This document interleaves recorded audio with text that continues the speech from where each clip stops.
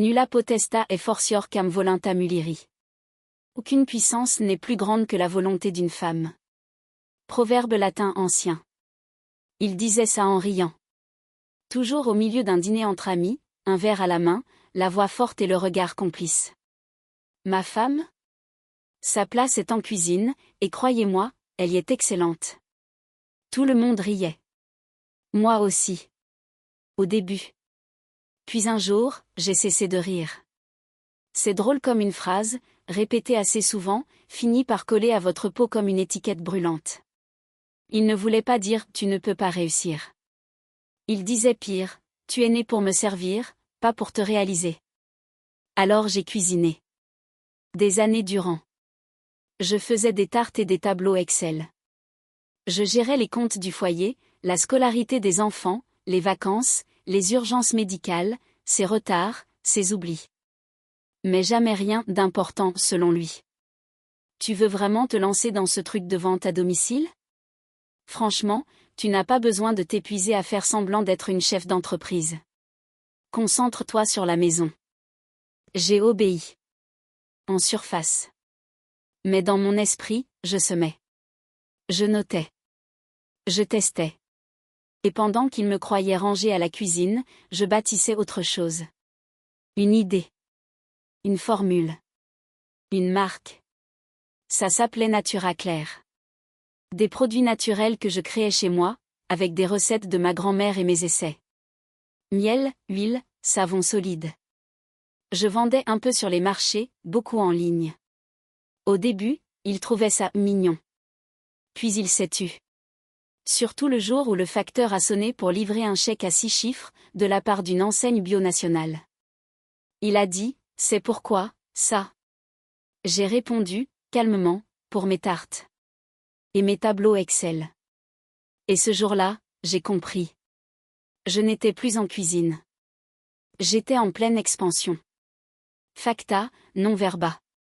Des actes, pas des mots. Devise latine ancienne.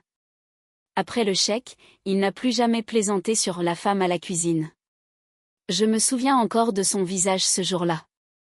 Il tenait sa tasse de café, debout, pieds nus, dans la cuisine qu'il m'avait un jour désignée comme mon royaume. Mais il ne comprenait plus ce qui s'y passait. Ce n'était plus une pièce pour cuire. C'était devenu un laboratoire de stratégie. Il n'a jamais vu les centaines de nuits que j'ai passées à calculer, formuler, ajuster. Il n'a jamais regardé mes carnets, ni les discussions nocturnes avec les fournisseurs en Europe de l'Est. Il n'a pas remarqué quand les commandes passaient de 3 par semaine à 3 cents par jour. Il pensait que je m'occupais. J'avais compris très tôt que la vengeance ne m'intéressait pas. Ce que je voulais, c'était m'élever sans devoir le rabaisser. Et c'est exactement ce qui s'est produit. La marque Natura Claire a été repérée par une journaliste lors d'un salon bio à Marseille. Un article, puis 2, puis une invitation à une émission de radio. J'y ai parlé de transmission, de valeurs, de femmes invisibles qui construisent dans le silence. Quand je suis rentrée ce soir-là, il m'attendait. Tu crois que tu vas gérer tout ça sans soutien? Tu vas vite te rendre compte que tu n'es pas faite pour ce monde. J'ai simplement répondu, tu as raison. Je ne suis pas faite pour ce monde. Je suis en train d'en créer un autre. Quelques semaines plus tard, il est parti. Prétexte, besoin d'espace, trop de pression, perdu ses repères. Je n'ai pas supplié. Je n'ai pas pleuré. J'ai simplement réaménagé la cuisine. J'y ai installé mon bureau. Mon ordinateur.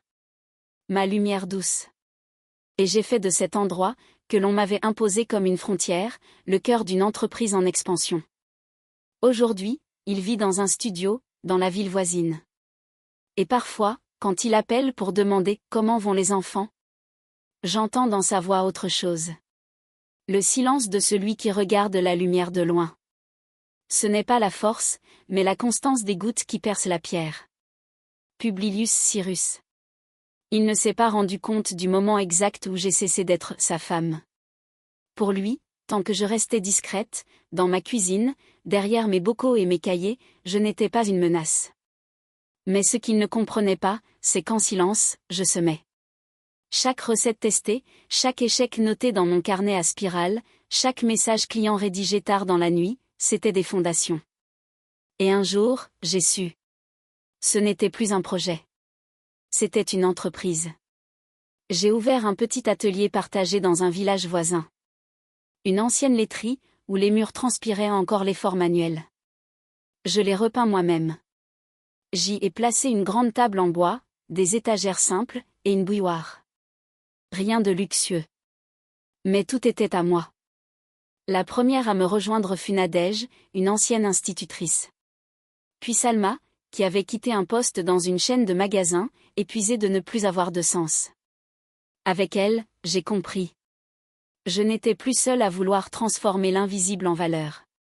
Un jour, alors que je préparais une commande pour un hôtel écologique, mon nom est apparu dans une newsletter nationale. 5 femmes entrepreneurs à suivre cette année. Mon cœur a battu fort. Puis il s'est calmé. Je n'ai rien dit aux enfants. Ni à mon ex-mari. Mais le lendemain, j'ai trouvé sur mon téléphone un message non lu. Je t'ai vu dans un article. Je n'aurais jamais cru que tu irais aussi loin. Je n'ai pas répondu. Car moi, je n'étais pas partie loin. J'étais juste montée là où il n'avait jamais regardé. Et à ce moment précis, je me suis dit.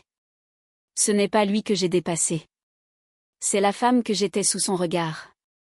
Celui qui plante des arbres sait qu'il ne s'assiera pas toujours à leur ombre. Proverbe grec. C'était étrange de voir mon visage imprimé. Dans un magazine, sur une page glacée, à côté d'un titre trop grand. Elle a fait fortune depuis sa cuisine. Ce n'était pas faux. Mais ce n'était pas ça, non plus. Je n'avais pas fait fortune. J'avais trouvé une place que personne ne m'avait jamais donnée. L'article était bienveillant. L'auteur avait compris l'essentiel. La cuisine n'était pas une prison, c'était mon tremplin. Je l'avais accepté, exploité, puis dépassé. Depuis cette publication, tout s'était accéléré. Une chaîne de concept store voulait distribuer mes produits à Paris. Une coach d'entreprise m'avait invité à une table ronde sur les femmes invisibles du succès. Et une école de commerce locale m'avait appelé. Madame Fournier, accepteriez-vous de venir parler à nos étudiantes? Je n'ai pas dit oui tout de suite. Mais au fond, j'étais fière. C'est à ce moment-là qu'il a recommencé à se manifester. Un jour, alors que je fermais l'atelier, je l'ai vu. Là. Devant moi. Pantalon froissé, regard incertain, sourire fabriqué. Claire, je voulais juste te féliciter. Pour tout ça. C'est impressionnant. Je l'ai regardé. Pas avec mépris. Avec distance. Merci. Mais ce n'était pas censé être impressionnant. Juste possible. Il a baissé les yeux. Puis il a osé. Tu penses qu'on pourrait, je ne sais pas, prendre un café? Comme avant?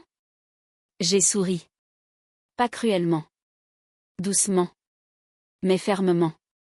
Le café, je le bois avec celles et ceux qui ont cru en moi avant que ce soit à la mode. Il n'a rien répondu. Il est parti. Et moi, pour la première fois, je me suis dit. Je ne brille pas pour lui. Je brille pour moi. La grandeur ne se mesure pas au bruit qu'on fait, mais à la trace qu'on laisse. Sagesse populaire.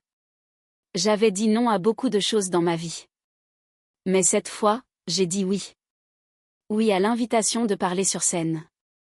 Oui à l'idée que mon expérience, silencieuse, pourrait inspirer. Oui à cette version de moi-même que j'avais trop longtemps gardée cachée. C'était un événement organisé à Lyon, autour de l'entrepreneuriat au féminin. Des femmes venues de partout, de l'artisanat, de la tech, de l'agriculture. Toutes avec des histoires différentes, mais une même volonté de faire autrement. Quand je suis montée sur scène, je n'ai pas lu de discours. Je me suis simplement souvenue. Pendant des années, j'ai cru que ma valeur dépendait de la reconnaissance de quelqu'un d'autre. Aujourd'hui, je sais que ce que j'ai construit ne dépend de personne. La salle était silencieuse. Puis les applaudissements ont commencé. Lents. Chaleureux. Pendant que je parlais de croissance, de patience, de persévérance. Lui, de son côté, venait de perdre son emploi. Ironie ou justice, il avait fini par accepter une mission temporaire. Dans une société dirigée par une femme de 10 ans sa cadette. Selon une connaissance commune, il avait du mal avec l'autorité féminine. Pendant ce temps, moi, je négociais un contrat d'exportation avec une boutique éthique à Amsterdam. Je faisais des appels depuis ma cuisine que j'avais transformée en bureau fleuri, baigné de lumière. Un soir, j'ai reçu une photo par Élise, notre fille. C'était lui. En tablier. Devant une plaque de cuisson, concentrée, comme s'il tentait une recette. Elle avait ajouté. Papa apprend à faire des lasagnes. J'ai souri. Pas par moquerie. Mais parce que je savais, profondément. Chacun finit par revenir là où il a voulu enfermer l'autre. Les chaînes les plus solides sont faites d'habitudes invisibles. Proverbe méditerranéen. Je ne m'étais jamais imaginé ici. Assise dans une salle de réunion à Paris, devant 2 investisseurs suisses, à part les chiffres, engagements écologiques, circuits courts. Mais je n'étais pas intimidée. J'étais prête. Parce que chaque rejet m'avait préparée à ce moment. Leur proposition était claire, un partenariat à long terme, un accompagnement pour ouvrir une ligne de soins en Scandinavie, et surtout, une reconnaissance de ce que j'avais bâti sans eux. Ce que vous avez fait depuis une cuisine familiale est remarquable, m'a dit l'un d'eux. Ce n'est pas une entreprise. C'est une vision. Je suis sortie de cette réunion avec un accord signé. Et une paix intérieure que je n'avais jamais connue. Le soir même, il a appelé. Claire, on pourrait se voir ? Juste discuter un peu. Sa voix n'était plus la même. Il n'y avait plus d'arrogance. Seulement cette hésitation tremblante de ceux qui comprennent qu'ils ne sont plus attendus. Je l'ai vu quelques jours plus tard. Il m'a rejoint dans un café du centre-ville, celui où nous allions autrefois, avant les enfants, avant les silences. Tu as changé, a-t-il dit en me regardant. Non. J'ai cessé de m'effacer. Il a tenté de me parler de souvenirs, de moments qu'on pourrait peut-être retrouver. Mais plus il parlait, plus je réalisais que je n'étais plus cette femme qui avait attendu qu'il la voie. Je l'ai regardé, avec douceur, et j'ai dit. Tu n'as jamais cru que je pouvais exister sans toi. Le problème, c'est que maintenant, je ne peux plus revenir dans un monde où je n'existais pas. Il est resté silencieux. Comme s'il voyait enfin qui j'étais. Mais trop tard pour m'enfermer à nouveau dans sa version de l'amour. Je suis rentrée chez moi, j'ai préparé une tisane au thym et à la verveine. Et j'ai souri. Parce que je savais que, cette fois, la conversation la plus importante, je venais de la tenir avec moi-même. Ce que l'on offre avec le cœur ne s'épuise jamais. Proverbe berbère. Je ne voulais pas simplement réussir. Je voulais créer un passage.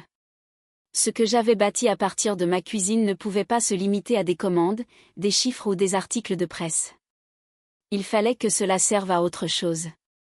À quelqu'un d'autre. C'est ainsi qu'est née l'idée de l'Atelier Claire, un programme d'accompagnement pour femmes sans réseau, sans moyens, mais pleines de feu. Des femmes comme moi, d'il y a 10 ans. Effacées, mais pas éteintes. Je leur ouvrais mes carnets. Mes erreurs, mes fournisseurs, mes modèles de devis.